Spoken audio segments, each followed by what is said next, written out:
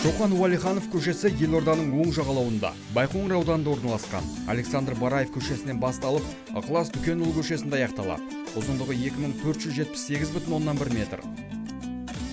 Шоқан Уәлиханов қазақтың ұлы ғалымы, ағартушы, шығыстанушы, этнограф, географ, фольклортанушы. Шоқан Уәлиханов Қосмұрын округінің аға сұлтаны, Сібір қырғыздарының облыстық басқармасының кеңесшісі, Көкшетау округінің аға сұлтаны болған. Ресейдің алдында сіңірген еңбек үшін оған өмірлік мұра ретінде дворян атағы берілген. Шоқан 300-дің басын қосқан Абылай ханның шөбересі, орта жүздің ханы Уәли ханның немересі. Шоқан Уәлиханов көшесінің бойында қала тұрғындары көп шоғырланатын әсем, шапағат, әлем, тұлпар, астаналық сауда орталықтары орналасқан. Бұл көшенің бойында соңғы жылдары жаңа көп қабатты үйлер көптеп салынуда. Шоқан Уәлиханов көшесі Елорданың оң жағалауындағы тіршілігі күні-түні тоқтамайтын көшелерінің бірі екені сөзсіз.